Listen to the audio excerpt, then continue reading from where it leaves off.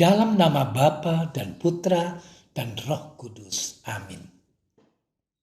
Ya Tuhan Yesus Kristus, bukalah telinga dan mata hati kami, agar kami dapat mendengar dan memahami perkataanmu dan melakukan kehendak-Mu. Cerahkan pikiran dan pemahaman kami tentang terang pengetahuan-Mu, sehingga kami tidak hanya mendengarkan sabda-Mu, tetapi juga melaksanakannya.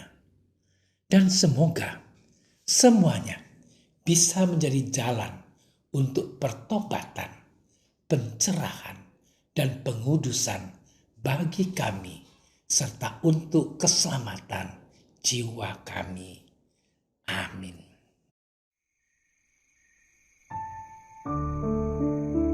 Pada waktu itu, Yesus meninggalkan daerah Galilea dan berangkat ke daerah Tirus. Ia masuk ke sebuah rumah dan tidak mau bahwa ada orang yang mengetahuinya.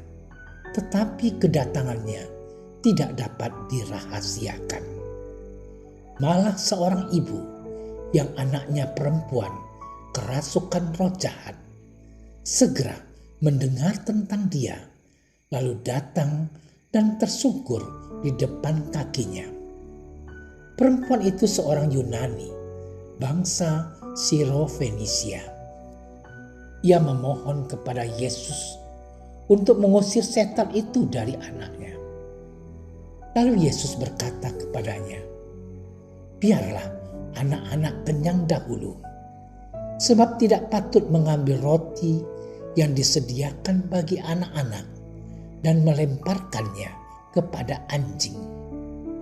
Tapi perempuan itu menjawab, "Benar Tuhan, tetapi anjing yang di bawah meja juga makan remah-remah yang dijatuhkan anak-anak." Maka kata Yesus kepada perempuan itu, "Karena kata-katamu itu, pergilah sekarang, sebab setan itu sudah keluar dari anakmu." Perempuan itu pulang ke rumahnya, lalu didapatinya anak itu berbaring di tempat tidur, sedang setan itu sudah keluar. Demikianlah sabda Tuhan. Saudara-saudariku yang terkasih, hari ini kita mendengarkan percakapan antara Yesus dengan seorang perempuan Sirofenisia. Ia bukan orang Yahudi, melainkan termasuk golongan orang Yunani. Perempuan yang anaknya kerasukan roh jahat merasa memiliki kesempatan untuk bertemu dengan Yesus.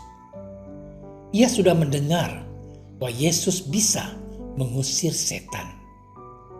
Ia memohon agar Yesus membebaskan anaknya dari kuasa roh jahat.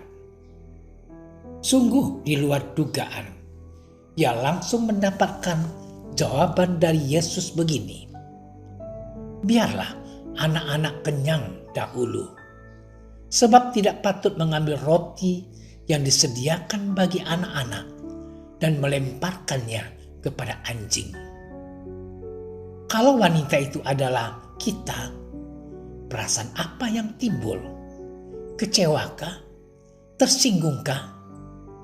Namun inilah jawaban wanita itu. "Benar Tuhan, tetapi anjing yang di bawah meja juga makan remah-remah yang dijatuhkan anak-anak." Ia tidak marah. Ia tidak kecewa. Ia memberikan jawaban sederhana yang menunjukkan keyakinannya bahwa Yesus memang bisa membebaskan anaknya dari kuasa roh jahat. Ia tahu diri. Lihatlah, ia segera menuai dari buah kesabarannya itu. Hal yang dapat kita petik dari sikap iman wanita asing ini adalah ketenangannya dan ketabahannya dan kesadaran akan dirinya. Dia mau juga menerima tantangan atau ujian iman dari Yesus sendiri. Saudara-saudariku yang dicintai Tuhan, percaya merupakan cara kita memasrahkan keputusan yang terindah ada di tangan Tuhan. Namun, untuk sampai kepada tingkat penyerahan yang sungguh, bukanlah perkara mudah. Percaya bukanlah tanpa rintangan ataupun tantangan. Kesulitan yang pertama adalah biasanya kita baru mau percaya kalau sudah mendapatkan jawaban atas persoalan-persoalan kita. Berbeda dengan wanita dari Sirofenisia ini, ia hanya percaya saja. Sesungguhnya, setelah kita menjadi percaya kepada Yesus Anak Allah, beranikah kita berpegang teguh kepada iman yang telah dianugerahkan itu? Kelemahan kita adalah meragukan iman kita sendiri. Kita mau percaya setelah ada bukti. Saudara-saudariku yang dikasihi Tuhan, masih ingatkah kita pada Thomas, Rasul Yesus yang tidak mau percaya bahwa Yesus bangkit? Kalau tidak menyentuh Yesus sendiri, iman perlu tantangan. Iman perlu ujian agar iman kita itu dimurnikan. Hanya iman yang hidup dalam berbagai hambatan dan kesulitanlah yang akan didewasakan. Bukankah kita harus memikul salib setiap hari? Dan kita mesti mengatakan, Tuhan, aku mau berpegang teguh pada imanku. Selamat bermenung. Tuhan memberkati. Bapa yang terkasih, karuniakanlah kepada kami iman yang semakin besar, agar kami semakin terbuka pada kasih dan kuasa Putra-Mu. Kurniakanlah kepada kami kasih yang sejati, agar kami mampu membawa kasih-Mu kepada sesama yang kami jumpai.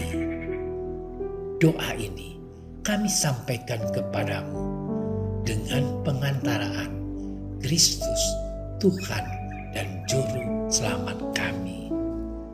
Amin. Kami berdiri di hadapan-Mu, ya Roh Kudus, pada saat kami berkumpul di dalam nama-Mu. Bersama-Mu sendiri yang membimbing kami, membuat diri-Mu nyaman berdiam di hati kami. Ajarilah kami jalan yang harus kami tempuh dan bagaimana kami harus mengikuti jalan itu. Kami lemah dan berdosa. Jangan biarkan kami mendukung kekacauan. Jangan biarkan kebodohan menuntun kami ke jalan yang salah. Jangan pula keberpihakan mempengaruhi tindakan-tindakan kami.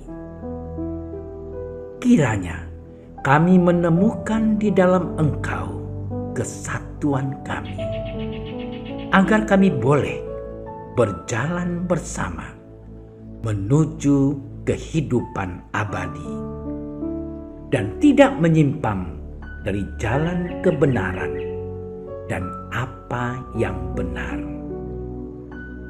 Semua ini kami mohon kepadamu yang berkarya di setiap tempat dan waktu dalam persekutuan dengan Bapa dan Putra untuk selama-lamanya. Amin. Bapa kami yang ada di surga, dimuliakanlah nama-Mu. datanglah kerajaan-Mu. Jadilah kehendak-Mu di atas bumi seperti di dalam surga. Berilah kami rezeki pada hari ini, dan ampunilah kesalahan kami, seperti kami pun mengampuni yang bersalah kepada kami. Dan janganlah masukkan kami ke dalam percobaan, tetapi bebaskanlah kami dari yang jahat. Amin.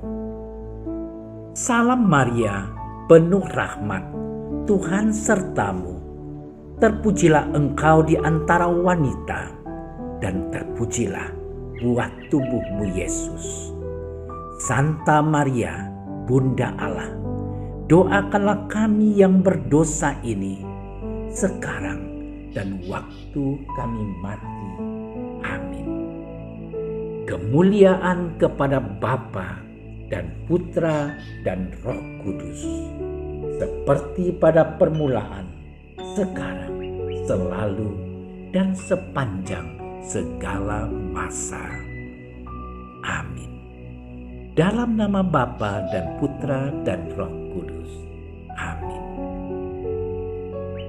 Terima kasih sudah menyaksikan renungan hari ini. Jangan lupa like, subscribe, dan aktifkan tombol loncengnya agar Anda yang pertama mendapatkan notifikasi updatean renungan harian dari Komsos Keuskupan Padang. Dan bagikan ke sosial media agar saudara-saudara kita dapat mendengarkan dan merenungkan firman Tuhan.